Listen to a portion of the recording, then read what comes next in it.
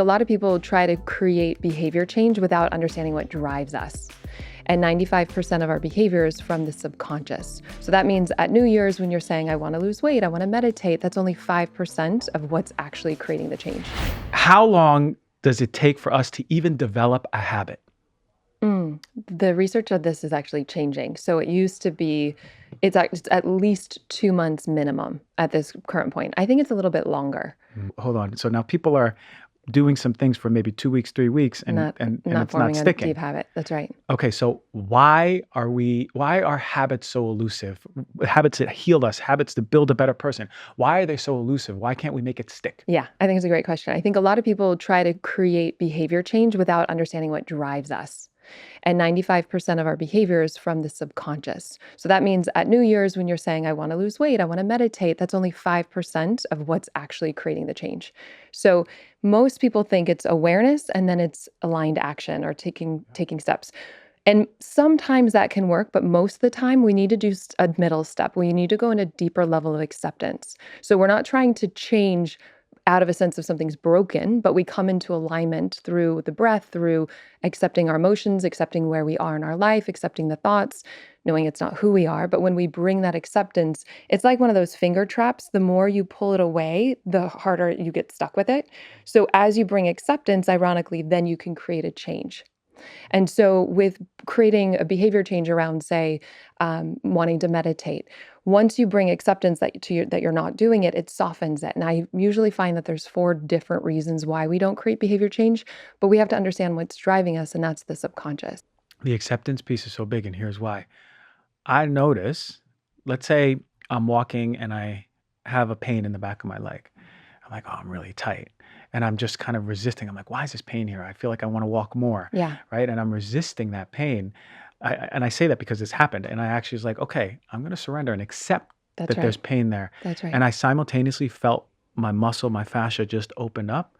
And it's like, hey, I just wanted to be seen that That's you're in pain. That's right. Right. So the meditation, like you said, just for example, just to know that we've been resistant. Yeah. Yeah. It's sort of just like, your body's like, now I'm ready to welcome it. Everything's looking to be accepted. And once we see it and acknowledge it, it softens. So that's true somatically, sometimes a pain in our body, a thought in our mind. As soon as we accept it, we can see beyond it. But it's also true for behaviors, right? So it's like, this is where I'm at, and then we can start creating a change around it. But there's also something that I talk about, which is competing intentions, competing desires. So one foot's on the gas, saying consciously, I want something. I want to start, meditating, losing weight, making money, doing what I love. That's 5%. But then we have a subconscious fear about it, and that's the foot on the gas. So we're kind of making it harder for ourselves. And rather than pushing harder, and we're already having this competing desire, it's about getting out of our own way. And so having awareness, having more of the feminine, this acceptance, the softening, and then having the clear focus and the action, the more masculine, that's more holistic, that's more sustainable.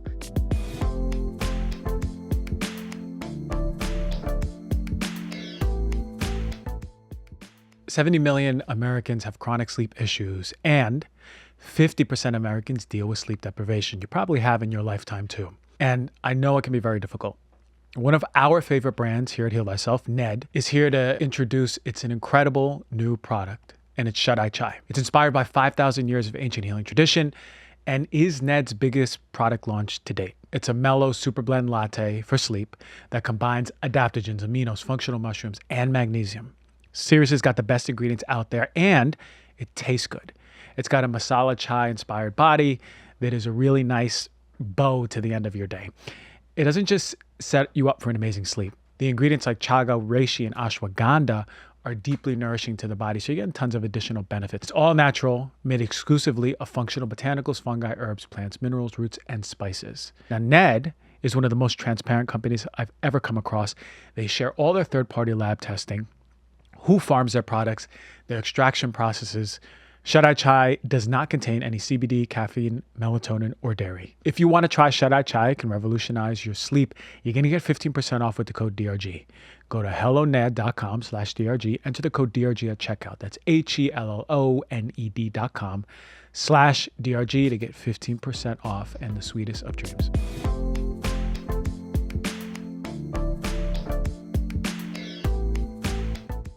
One of my favorite partners here at Heal Thyself, long-term one, has been AG1. It's a daily foundational nutritional supplement that supports your whole body health. I drink it every day. I gave AG1 a try quite a while ago because I was tired because I was always on the go and I didn't want to take tons of supplements everywhere I went. And oftentimes I didn't have the time to cook a whole nutritious 3-course meal. So I wanted to get a powder in my day that I can take in the mornings that is going to meet and cover these nutritional bases. And for me, I wanted optimal gut health, better energy, a strong immune system. And again, I hated taking 20, 30 pills a day. Now, through a science-driven formulation of vitamins, probiotics, and whole food source nutrients, AG1 delivers comprehensive support for the brain, the gut, and the immune system. Since 2010, let me tell you how much they're on this product and how much they want to optimize it. They formulated their products and reformulated it 52 times in the pursuit of making the best foundational nutritional supplement possible. And this is all about high quality ingredients and very, very rigorous standards. It's got all the standards that I like to see in a product. Now, with one scoop, you get all the nutrients and gut health support. It helps her whole body heal and thrive. And as I mentioned before, cover the nutritional basis. Now, taking it every day, and I feel really good. I really do. So if you want to take ownership of your health, it starts with AG1. Try AG1 and get yours free. And you get a 1-year supply of vitamin D and 5 free AG1 travel packs with your first purchase. Go to drinkag1.com/heal-thyself. That's drinkag1.com/heal-thyself and check it out.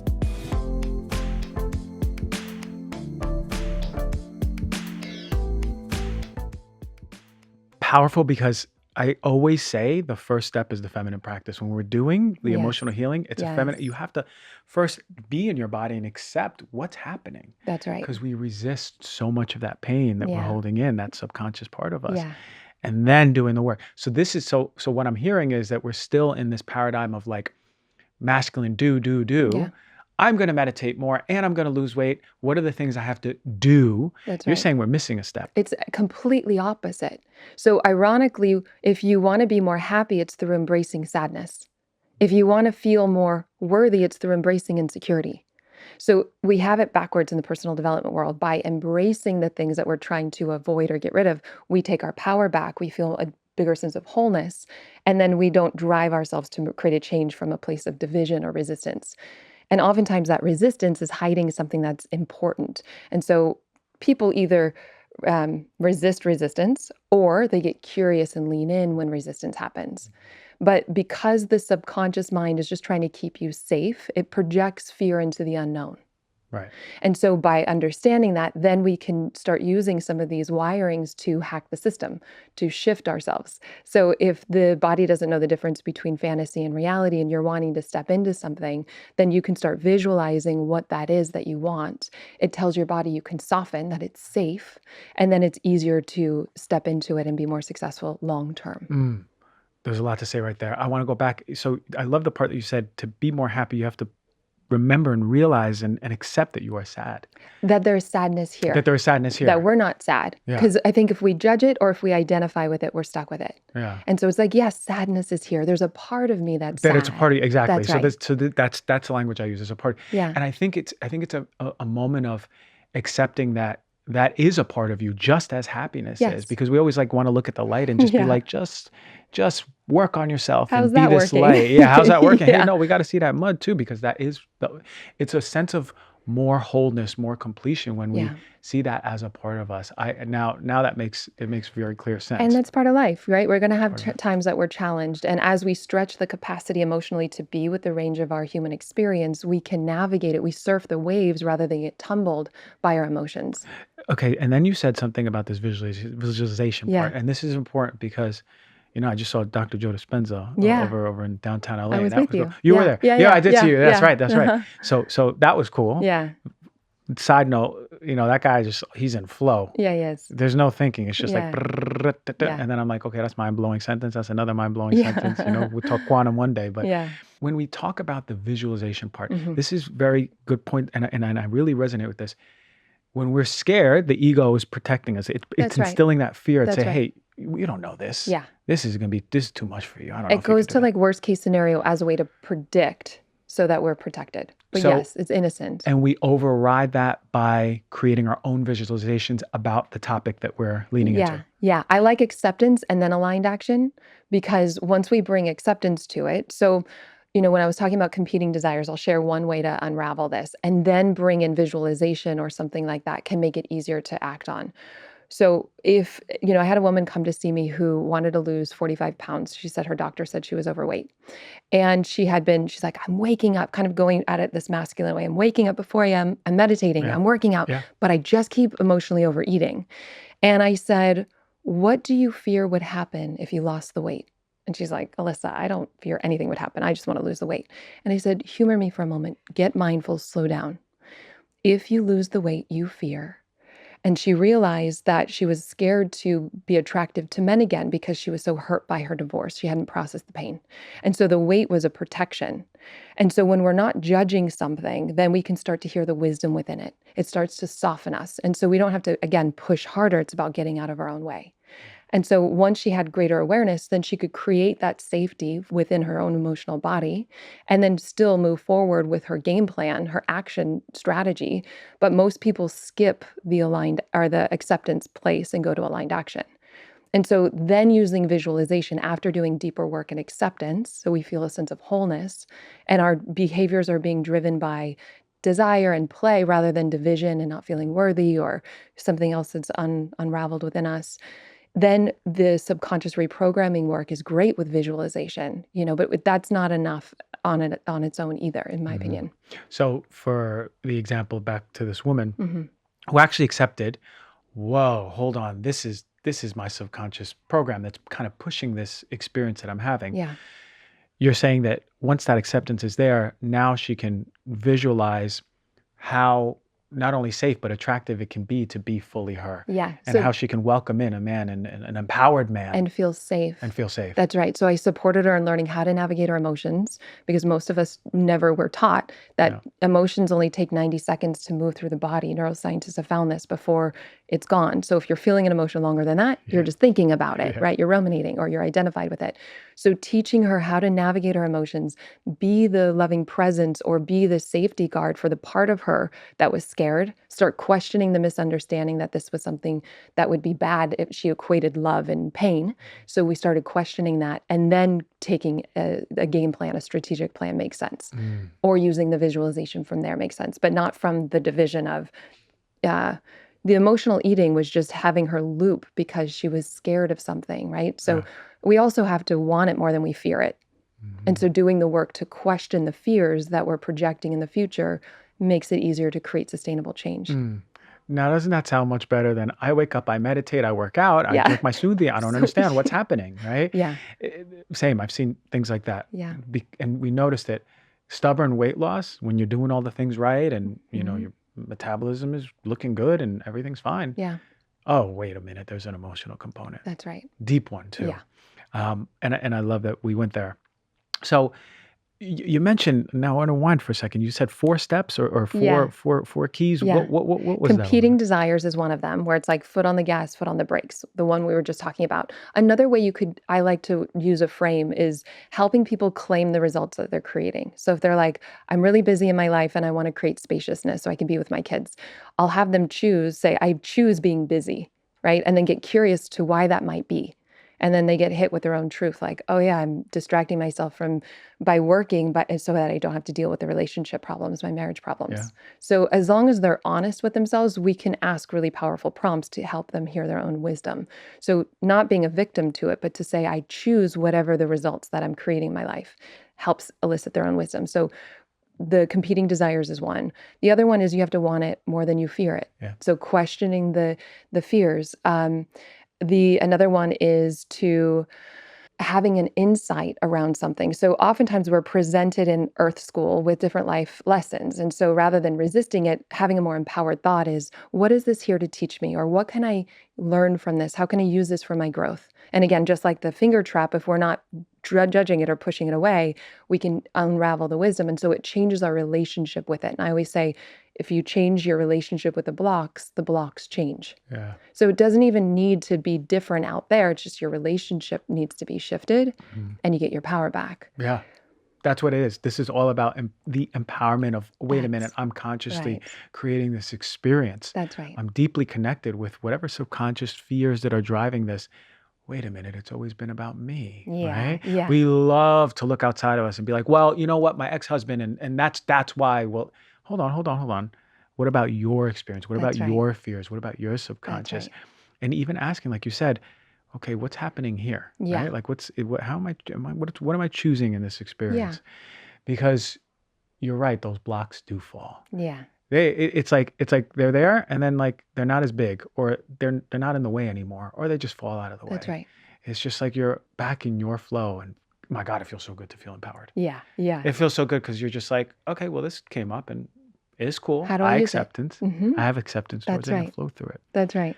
But now let's go back to the deep stuff, the subconscious that we're holding in. Does Hmm. that happen early on when we're children? Is Yeah. that part of the experience in our family household? Where are these stories being sort of just seeded in? So I think the current science is saying it's actually when you're in the womb. And we were talking about the power of Wow. the belly. So when you're, and I used to be a somatic psychotherapist, and some of my colleagues would do pre and perinatal psychotherapy. So a lot about your birth story. And they used to say the way that you were born sets the tone for your life. So for example, for me, I was almost born in the car on the way to the hospital. And I came out of the womb with a briefcase ready to go. Like, right, that's my pace in Yeah. life. So it matches, but people can try that on for themselves. But they're saying that a lot of this is in the womb up to 3 years old. Wow. Research used to say 7 years. So I mean, I think our brain is still developing until we're 25. And because of neuroplasticity, we can change and shift. That's the beautiful thing. If we're unconscious, then we're just programmed. But the more we're awake to seeing what was the programming that I created or I got passed down through my lineage and collectively and unconsciously, then we can wake up out of those paradigms. But Mm. some of the research is young. Young. And Hmm. we're having this sort of somatic experience with trauma. Let's say Yeah. mama is super stressed. She's in a super stressful job, and her husband or partner is verbally abusive Yeah, or has like 3 other kids that she's raising as well. at the same time. Yeah. And so you're saying all of those hormones, all those signals Mhm. are experienced through the placenta, and the baby's body is just Yeah, feeling it. that's what current research is sharing. Wow. Yeah. Wow. And then as we come out the womb and we go up to 3 years old, what if we grow up in a household that's unsafe? Yeah. What if not only was being in the womb really stressful, Yeah. and then we're shot out and it's a stressful environment and there's people yelling and lights and everything, and then up to the ages of 3 or 7, Yeah. how does that family unit affect us long term? Well, there's coping strategies we use to create safety and a sense of belonging and love. So individually, the family unit affects it, right? So if there's usually a scapegoat, the families kind of balance each other out in a way.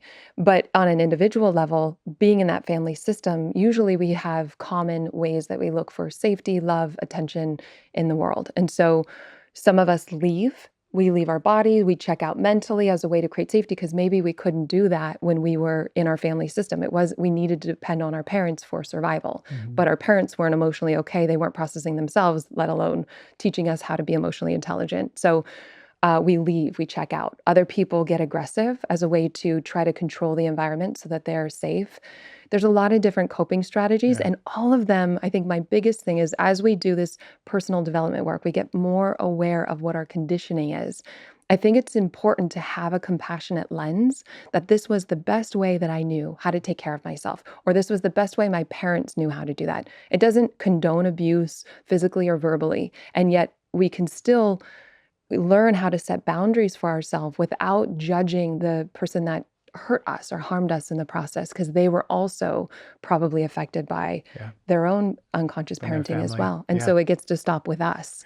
And what I'm hearing is the acceptance part. That's right. Again, That's that's the right. theme of acceptance Yes. coming up. It's like, this is how I coped, and That's it's right. cool. And it if worked. and yeah, and it worked. And even if it caused stress for me in my 15, 20, 25, 30 years, it's still, I Yeah. understand that and I accept it. And then That's right. you also have the power to move through that. That's right. And you can more easily move through it when you accept it, Yeah. ironically. When you accept something, then it can change.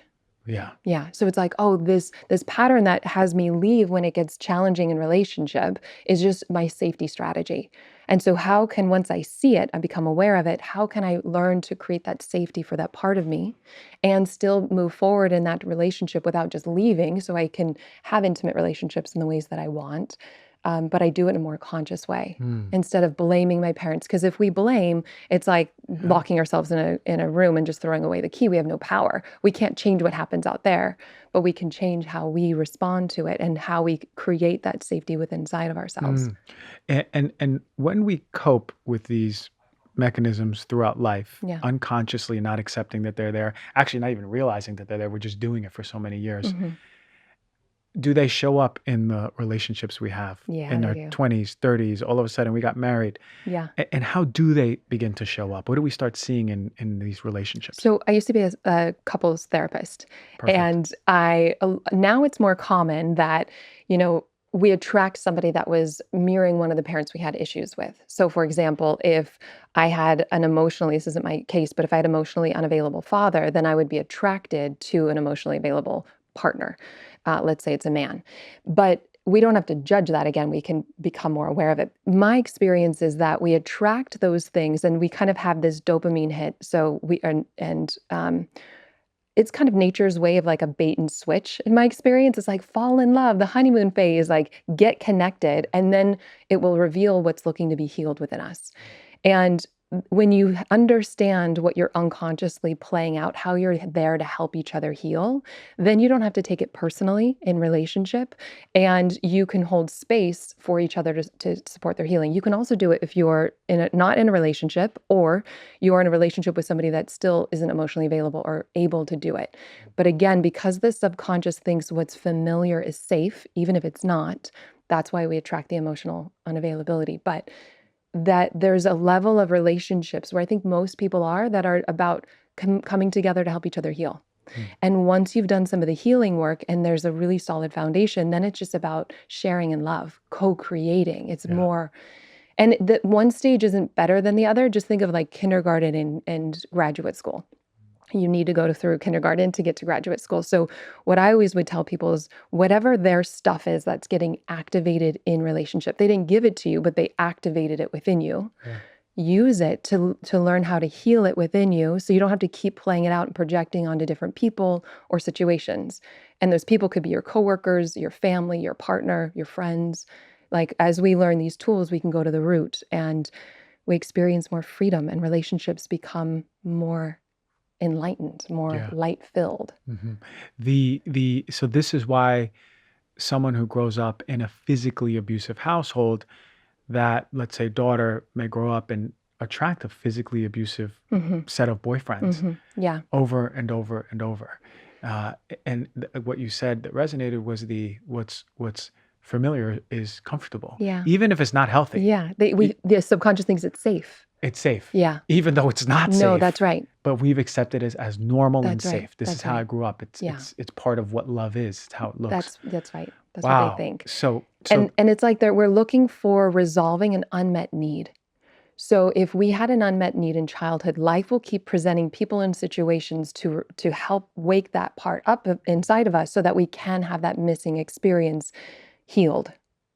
That's really the name of the game. And so whether you choose to work that out in partnership or you work that out within yourself, either way is the same. So I'll give an example of my own personal life to ground this.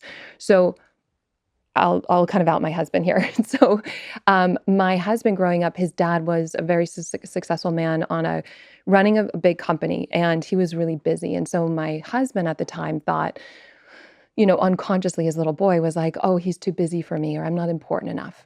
And then later ended up marrying a woman, me, who at one point was growing my business, yeah, got busy. busy. It brought up his, "Oh, I'm not important. I don't feel special." And so as he shared that vulnerably and beautifully with me, I was able to hold space for him to be able to care for his little one, and to support that one in healing through, letting just with meeting it with love, meeting it with acceptance. And we do that for each other, right? It goes both ways. I only shared about my husband's angle, but Right. if I know that, then when he's getting triggered about what I'm doing, I know it triggers something in the past, not just what's going on in the present moment. Right. And so as we help each other heal, or if we're single, we can do it with a therapist, a coach, or a friend that's conscious enough to hold space. We can meet those parts of us that don't feel important or don't feel worthy or don't feel loved or chosen. And ironically, that's the medicine that they were looking for. It's all inside of us.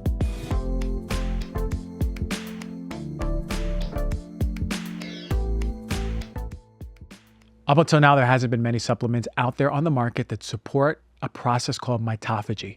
This is the flushing and cleaning out of your old damaged mitochondria. When I discovered this compound urolithin A back in school, I was super intrigued, but there was no supplement out there that offered it. I knew it came from pomegranates, but it's really impossible to eat enough pomegranates or drink enough pomegranate juice without elevating your blood sugar through the roof to get the scientifically proven therapeutic dose. Now, this is where Mitopure from Timeline Nutrition comes in. They've created 3 easy and delicious ways to get your daily dose of 500 milligrams of urolithin A in their product called Mitopure. They've got a vanilla protein powder that combines muscle-building protein and cellular energy of Mitopure, a berry powder that easily mixes into smoothies or any drink, and soft gels, which are the ones I use, especially for travel. You can try the starter pack to get all 3 forms to see which one you like best. Mitopure is the first product to offer a precise dose of urolithin A to upgrade mitochondrial function. The benefit of this is to increase cellular energy and improve your muscle strength and endurance. Timeline is offering you 10% off of your first order of Mitopure. Go to timelinenutrition.com/DRG. Use the code DRG to get 10% off of your order. Again, that's timelinenutrition.com/DRG. And I recommend trying their starter pack and see which one works for you.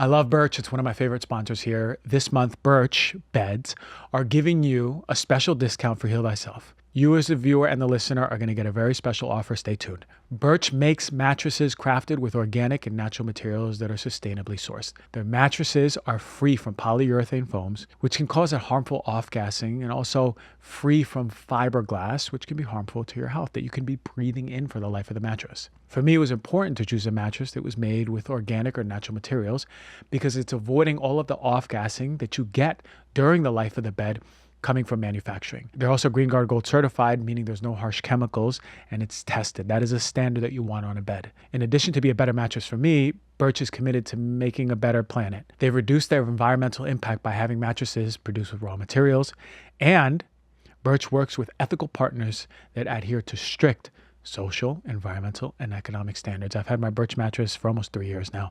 I love it. I sleep well. I feel like I'm being held by a cloud. My pressure points aren't being pushed. There's fantastic airflow. You don't get hot throughout the night.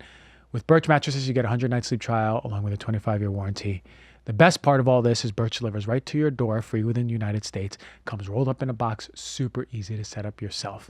I love my BIRCH mattress. I do think you will too.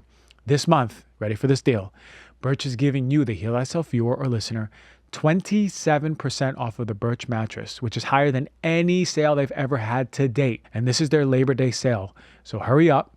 This will expire at the end of this month. Go to birchliving.com/heal thyself. You're going to get 27% off of a BIRCH mattress and 2 free Eco Rest pillows.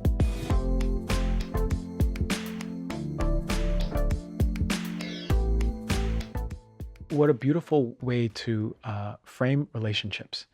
So many of us go through relationships and we're like, I don't know, I just hate her or I hate him. Yeah. And I feel like we're going to break up soon. And then again, boom, boom, turmoil, explosions. And you're like, she was the worst. He was the worst. Yeah. And we do that so much, even as we get older. And even when we're married, we just fight and not realizing that it's exposing, it's revealing. That's right. You said reveal to heal, right? Yeah, that's right. So all of it starts coming on the table. And what a beautiful story about, your husband, because I can see that. Yeah. And isn't it crazy that a man, right, supposed to be standing tall and tough, just wanted to be loved and made time for and feel special. And if he were to share from his defense, because oftentimes we've got these protector parts, the defense, and then the vulnerability underneath. And if he were to share from his defense saying, you're too busy and starting to blame me, I would have removed myself from the situation, which was further away from what he deeply desires, which is connection. Right. And so his willingness to be a man and be in his vulnerability, I'm attracted to that, and I lean in and I can hear and I can help love him and connect with him in the ways that he was deeply desiring, from his courage to be vulnerable, from his strength to go there. But most people hang out in these defensive protector parts because it's vulnerable to go there. And yet that vulnerability is what leans in. That's what helps us receive what it is we really want. So most of these fights were coming from our protection. That's right. Back and forth and back and forth. That's right. And at the end, we're even more distanced than before. Yes. Not even getting close to what we want. That's right. So it really takes us to stop and go, okay, what am I really feeling? You know what?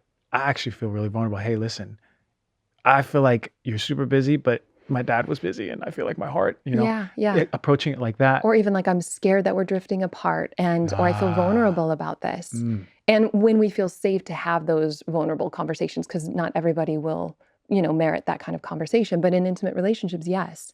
And often when you start to realize that the very strategies we use to avoid something actually creates what we're trying to avoid, it's a game changer. Right. We're like, wow, I'm actually trying to avoid feeling left alone or abandoned. And so I create this defense so that I'm like, I judge you, you're too busy. And then I actually create the abandonment or the sense of rejection. And then you feel it then you even feel more. It. That's right. Isn't it funny how the universe, body, whatever it is, working and shaking things up so it can come up to the surface and you can feel that like, hey, whoa, I'm actually scared to be alone because this reminds me of this moment.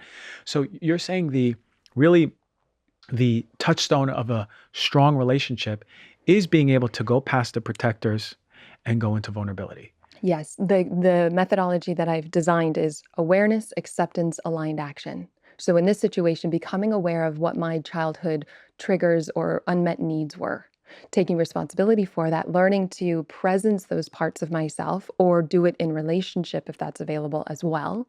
Yes, and not just one. Right. And then moving forward with aligned action, being able to speak the vulnerable truth, to say, I love you and I'm scared we're drifting away. And so then taking action from there. I feel so empowered right now. I feel very informed and I feel like this because when like some people talk and you're just like, yeah, I get it versus like, I feel it. Mm-hmm. For viewers and listeners, take a moment and see if you're feeling this conversation. You probably are. Yeah. If you're not, that's okay too. But see if you're feeling it in your body because notice that truth. If you're in a relationship and you're just coming with this protection over and over, and then that is actually pushing away and creating the experience that you're trying to not have, just connect those dots and moving in with more heart and vulnerability. Right. But it's about the safety, right? Like you have to feel that your partner, if I'm coming vulnerable, my partner's not going to be like, oh, look at this. He's not a man right now. Yeah. Look at him. That's their protection. That's their vulnerability. Because maybe they were told that, men shouldn't be vulnerable or my vulnerability isn't okay. And then they project that onto their partner. Wow. But this safety is everything. I've been doing this work for 20 years now, and it comes down to safety. In any way that we want to heal, there needs to be that foundation, safety 100%, because then we can go deeper.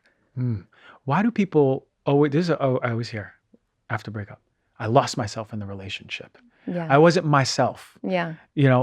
What happens in the relationship that we just begin to like pull away like the things that we do for ourselves or the things that we embody that like make us really radiant and happy?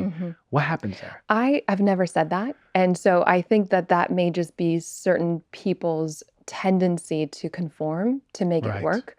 But you really want to be in integrity with your own truth. Yeah. And you don't need to, chameleon yourself. I think there's a healthy compromise and communication, but you can stay true to yourself and be in a beautiful, connected, heart-opening relationship. Okay. That's easy. That's easy. Just like have the integrity with yourself, pattern. Know exactly like where you stand and then don't let it go. Yeah. And maybe you unconsciously witnessed your parents doing that. And so then you thought, oh, this is what love is, or this is what I need to do. Because if we're not awake to it, we will just model what was imprinted about what I witnessed or caregivers when I was growing up. That's mind-blowing. And so it's like, oh, am I doing that now? Parenting styles, relationships, leading my team, the same dynamics and the way I was parented shows up in how I lead my team if I'm not conscious of it. Wow, it starts to even come. It's not even just loving relationships. It's everywhere. It's everywhere. And that's why the work that we do is from the root is so powerful, because then as you're going at it at the core, then you're going to enhance every other relationship as a result. Right. right? Everything it's like an outfanning of like the root. That's These right. are the branches that are That's coming out. right. But a lot of us are like looking at the branches and being like, well, what do I have to do for this one and this one? Like, oh, Yeah. that's another. I got to pay this person. I got to go to this person. I got to go across to there's a new therapist. A new. It's like, whoa, hold on. Yeah. Is you first of all? Yeah. Let's go back to you Yeah. and that root that we're talking about.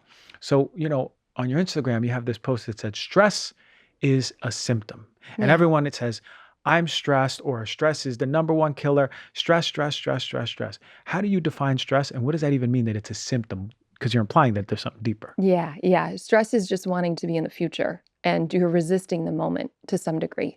And so, like overwhelm, I think it's feedback to get present, right? So we are stressed out or overwhelmed because we're so in our minds rather than dropped in. And sometimes people are afraid to slow down because they're afraid of what they'd be confronted to feel if they did slow down. And so helping them know how to transform the energy, the feelings, question the thoughts actually empowers them to move beyond it. But stress is just a symptom of fear. And it's just projection of the future, and it's not bad, but it's a symptom. So we don't want to treat the symptoms; we want to treat the root.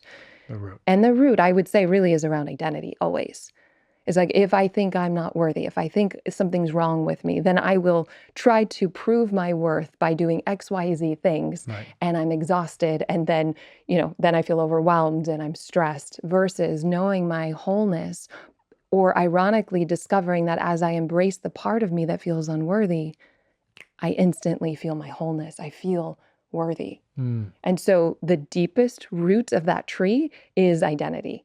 And not everybody's interested or available to do that kind of deeper inquiry. And so it's good to go at it from a branch rather than try to manage every leaf.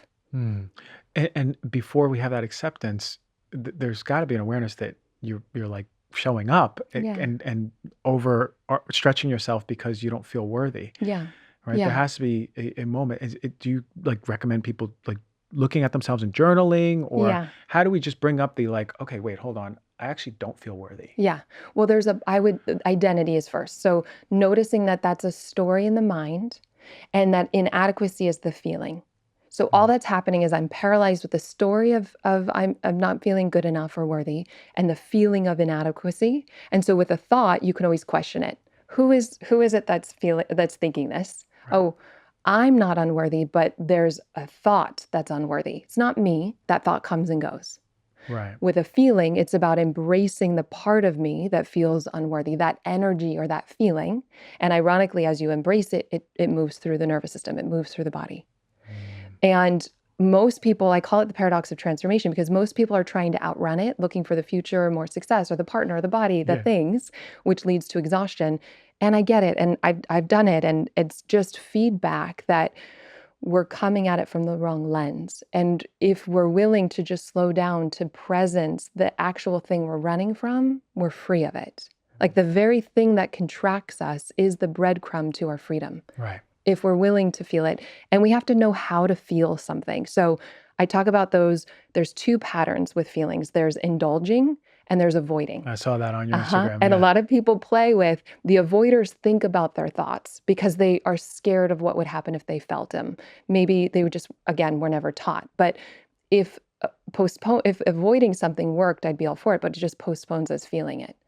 The other one is the indulgers. These are like the soul deep divers, the ones that are willing to really go there, but sometimes they think deeper is better. And then they're like on spin cycle, feeling something again and again. And so helping people like that do mindset work to wake up to what was the thought that's creating that feeling helps them start to see and get greater awareness over it so that they're not just always needing to feel. It's like we do shadow work, we do this work so that we feel more vibrant and alive and connected. Right. And there's a time where, it's not always easy, but because of learning the tools, life can get so much easier as a result. You got to write a book, by the way. So when we think about being in that shadow and it's like very uncomfortable, is that the reason why so many people never want to be alone in silence? They're always doing, like, let's say the day is done, they're like, oh, finally I'm home and, well, I should do the dishes, or maybe I should color coordinate my closet. What Yeah. is my friend doing? Yeah, that's right. Is this why we're always in that doing? Yeah, most of the time, I think we're afraid to slow down because we think that we'll be, instead of getting a surfboard and learning to ride the waves, we're going to get tumbled by it. And Mm, so if we slow down, most of us are afraid of what we'd be confronted with. right. And it's not scary. It's actually what you're avoiding makes it bigger. And so some of these tools are so basic and so simple and so powerful and I think of like this bank of this reservoir of unexpressed feelings from our past. What we weren't able to feel when we were younger, it's like this dam that starts building up. And so somebody starts doing personal development work and they're like, "Oh my God, I got to confront that." But it just is like you ego trip. Don't try to confront your whole past in one sitting. Just Right. do one simple thing at a time. And as you start to just take a little bit of the teapot, the lid off while it's like bubbling, it takes that pressure cooker off and it's more digestible. And then when you're reacting to a current trigger, it's just the current trigger eventually because that dam's been emptied out. And it's not your past being triggered in the moment as well. Like to me, that's high performance. That's living more radiant. That's feeling Right. more integrated and like a beneficial presence in the world by leading with ourselves first. Hmm. Heal thyself. Heal It's thyself. right there. Exactly. It's And right everything you there. stand for, Yeah. empowerment, Yeah. which is us doing the work first, Doing learning the the work for tools. because what I found is over the past 3 years, every single piece that I've been healing within myself Yeah. has been, I can speak about it authentically. Yeah. And then people are like, wow, I'm going to do that. And they're like, wow, that really works. It's like Yeah. there's like this plan that's been Hmm. unfolding. And I Hmm. was like, oh, my healing is equating to, just this group of people that really resonates with it. Yes. And it's Yes. really, it's beautiful. And then you're a model for another way because I think we've got this like consciousness of community. When you see somebody else doing something differently, they pay attention. Right. It's like I was in a lab quest. I was talking to my certification students. I was in a lab quest getting my blood work done. And people in the lab quest, I didn't have an appointment, but it felt like this group energy of againstness. This one man was, and this is not uncommon when I go, and there's different communities that do this. Sounds like the DMV. It's exactly the Same same. energy. There's like somebody's looking to get everybody else riled up and Right. upset and in blame and in judgment and againstness. And I didn't make an appointment. And I've been there before. So I brought my computer. I knew what was going on. And he got a lot of people in the waiting room kind of riled up and he looked at me trying to convince me. And I was like, that's not, and I, no againstments, no judgment, but I was like, that's not my experience. Mm. And it dropped and dissipated the whole thing. And somebody that was in the waiting room was like, I want to work with you after seeing that, didn't know who that was. But what I'm saying is that we can be a model for a different way Right. if people are, as not only we do it for ourselves, because like there's nothing else I would rather do with my life than to live more open-hearted, open-minded, and to be an example as a result. So we do it for ourselves, yes, but we also do it for our communities to For say, sure. there's a whole other way to live here. And it can be easy and fun and freeing And vibrant. and vibrant. That's the word you used. It really Yeah. hit me. I was like, Yeah. vibrancy. Yeah, I Yeah. like vibrancy. And I love that we got to connect in that energy when we Right. first met. Right, Yeah. right. Yeah. Oh man, we were Yeah. talking about it. What happens when someone goes in their body? What's happening? I feel stuck. Yeah. They're just like, I don't know. Like I feel like I'm going through. I just feel like I can't even sit down with myself. We spoke about, but like they just feel stuckness. Nothing is unfolding. They don't feel vibrant. They don't feel radiant. Yeah. There's just an iron blanket on top of them. Yeah. What's happening? They're resisting the iron blanket and they're labeling the iron blanket as bad. So when that feeling of stuck comes up, let that be the point of your personal development work. Get curious, lean into that stuck energy. So if you're not trying to get rid of it and you just get curious and you breathe, so somatically you breathe into it. So as you start doing that, that brings the acceptance. And then you get curious and maybe images or insights or something gets revealed because you're not judging it. Just like a headache, most of us, we can get a headache and we think that we have a headache, but if you actually just drop into your head where you feel that pain and you get curious without labeling it and you just breathe into it, it starts to dissipate. 100%. Mm-hmm. So same thing with the energy of stuck. Change my relationship with being stuck and I'm no longer stuck. So I embrace the sensation or that of the iron blanket, and ironically, it starts moving. I don't try to think that I should be somewhere else. We always think we need to know and have a plan, but ironically, when you just feel lost for 90 seconds or for a moment, you feel more found. Mhm. And so it can work in the most practical, mundane, day-to-day kind of work. And we're not always going to be clear, and that's okay. And there's a creative process for giving yourself permission and space to be exactly where you are. Mm. And as you do that, you soften it, you relax. And that's where I find that higher intelligence and insights and intuition reveal to you something better than your mind, your narrow thinking could have planned for. Mm. I can see that and I can feel that on that because so many people say I'm stuck and they're not even realizing like I'm resisting the stuckness. Yeah. Or I'm identified with the stuckness. Oh, even that's even longer, I'm right? stuck I versus am like stuck. stuck's here. Stuck's here. Even just the The languaging can language help goes a long change it. way. Yeah. The And because language. identity is everything. So if I want to, if it's like, if I say I'm a smoker, then the ego's like, it kind of comes up with an identity around it. Yes, I'm a smoker versus I'm an athlete. Focus on what you want, not what you don't want. I'm an Right. athlete. It's like, yeah, I'm an athlete. The ego kind of uses that. And then you start running, you start working out. I'm Right. healthy. So Right. you can use it for your advantage as well. I've been saying on the mirror, I'm a bodybuilder, and I'm telling you, I've been Yeah. boxing, and I'm like, whoa, where'd this muscle come from? Where'd this one come from? I've been getting in shape, man. I'm feeling Yes. good.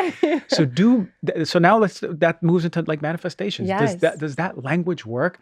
And what is it, magic or what's happening? Okay, so because we connected at a Joe Dispenza conversation, I think I should bring this in. So I love meditation retreats. I just find a lot of value in stillness. And I one day, before I heard about what he was up to, one day I was just sitting in meditation and I dropped in an image of something benign. I dropped in a tea bag holder. It was like a heart-shaped tea bag holder. And I wanted to play an experiment with the universe. And I dropped it in, I let it go. It had no energy on it. It was very neutral. Within 24 hours, dropping in this image, somebody gifted me a flower-shaped tea bag holder. And I have not received one since. It's been maybe 14, 12 years. And so for me, it was like, oh, there's power in this. To drop in an image in the quantum field, Yeah.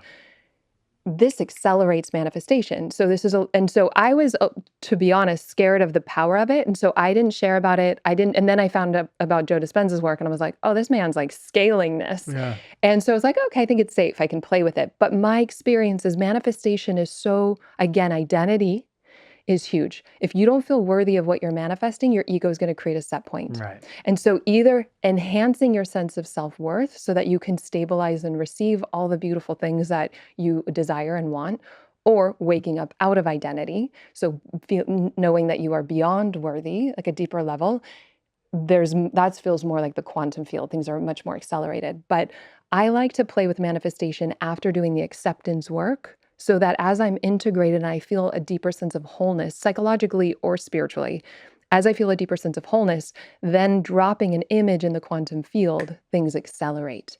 So that's where it's like from a clear slate. Versus if I have trauma or misunderstandings or like I'm holding on to something because I think I'm going to be better if I have this thing, Right. then it's a bit weaker, where it's accelerated from a clean place. And I think there's some science saying that if you manifest something from the, this kind of intention of this or something better without you can be specific. There's different studies around specific manifestors or not, but really letting it go. I call it surrendered action, having high involvement, low attachment.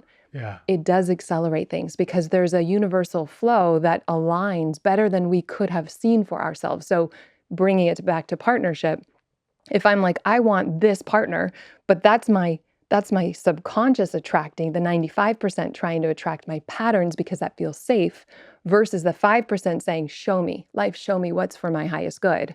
Then something I may not recognize may be the best thing for me. So for me, I didn't recognize my husband when I met him. I was like, oh yeah, we're friends. And then one day it was like a light switch went on. I'm like, Emilio? And that, they talk about in couples counseling, it's like the deeper the wound, the stronger the attraction, the deeper the wound. Right. Because it's the patterning. Right. And right. so kind of giving it up to say, I trust whatever comes forward, or if you are empowered to know whatever does come forward, I'm going to use it for my growth. I'm going to use it for my freedom. Then yes, accelerated manifestation is so fun. Doing the shadow work and then dropping it into the field, knowing that you are all of it, or at least trusting what comes up and you're good. So once you have a clear identity, right? Once you're like, okay, hold on. This is sponsoring something that is not, oh my God, of course. And I accept it. And we move through it. really having that clean slate, like, oh yeah, no, I'm empowered, I'm Yeah. powerful. And then when you begin to manifest, not having that full attachment to it, but sort of like, I Yes. trust, Trust. full, blind, unwavering faith Yeah. that this is what's being Yeah. created. Like you said, low attachment, but high intention, involvement. hmm That's the way to do it. That's right. Yeah. And if you want to enhance your identity, great, because I think that's better than what most of us have been programmed with. And then the other option is just to question who you think you are. And as you open that, then to me, that's more the accelerated path where you know you're all of it. And so nothing more outside of you could give you anything that you already are. Right. It can't even, you already are all of it. So it's accelerated in that way, but it's also magnified. And That's so like contradictory, because we like believe that if I want to manifest, and this is how sometimes it doesn't even work, I want to create and manifest this because if I get it, I'm going to be more, that's right. or I will be seen as more. Yes. So you have to come from the place like, I'm good. Yeah. I'm whole. Yeah. Now I'm creating in this world. Yes. From Yes. this place. The come from matters. And there's going to be, sometimes it's mixed. It's like, I want this because I think I'm going to be perceived this way, but I also want this because I love it and I enjoy it. So Right. sometimes it can be mixed. And it's innocent. The parts of us that have been conditioned and programmed to say, buy this product, and you're kind of like feeding on our inadequacies. Right. But they're inadequacies of the ego. And it's so innocent. And when we can have compassion for the parts of us that have bought into those narratives, ironically, we transform them and we wake up to what's beyond them. But my path has always been by removing, letting go of who I thought I was. Yeah. Because it's a much more gentle process It is. when you do it that way. That's right. Because you're not doing and trying to define and force who you are. You're just letting go of the pieces that have been programmed That's right. by other people through your life. Not even you, Yeah. sponsored through even media. Like, Yeah. oh my God, are you like, who are you at Yeah. this point, Yeah. right? We're 30, 40 years old and we're like, I feel like this is me, you know, like kind of like I do this and this is me, right? Yeah. But we're so much more than that. That's right. Yeah. Oh, yeah. No label could ever define who we are. Right. It's too limiting. You are priceless. Priceless. Everything. Yeah. Like you said, you are everything. Yeah, that's right. I've done enough mushroom ceremonies to know that I am everything. Yeah. I've literally heard you are everything. You are. Yeah. And I was like, okay, I'm Got everything. it. And I'm like, what am I? And it's like everything. And I was like, thank you, mushrooms. Listen, we don't have another hour, but if we did, I have a whole list in front of me. That means we have to come back for number 2. Let's do it. And you're in LA. That means Yeah. let's let it simmer in the body of everyone else. Yeah. 2, 3, 4 months from now, you are back. And we're just hitting it because I have so many more questions. We didn't even go through half of this. I love it. First of all, where do people find you? For the therapists out there or whoever wants to work with you, a training, where we find that? Sure. And whoever just wants to work with you in general. Amazing. Thank you. Thank you for this. Yeah. It's so beautiful to connect with you and your For community. sure. So they can go to alyssanobriga.com. This is where we talk about our training program for coaches. We certify coaches and therapists, as well as Instagram, Alyssa Nobriga. And this is a good one. You put out videos Thank you. constantly, and they have the titles. For people pleasers was one of them that I Yeah, saw, yeah. and I was like, oh, okay, I was a people pleaser in my life. What's behind this? Click all the boom, boom, boom, hit us with all information. So Yeah. that's really cool. Man, I told you, I felt it that we're about to blow something off. I haven't talked about manifestation once on this show. Oh. I haven't taken this, and this really resonates with me because it feels really true in Yeah. my body, and hopefully the viewers and listeners, they're feeling it too. Yeah. But you are in your purpose, and I see you as such an empowered woman, man. It's like, I could tell you've done work because you're here and you're like this, but you're delivering from your heart, not from the ego. And that's the perfect balance. And I'm happy to call you a friend. Thank you. I feel so connected to you the moment that I met you, and I love your presence. Like, you are also really here, which is so nice to meet in that place. Thank you so much. Yeah. And there we go. Alyssa Nobriga, everyone.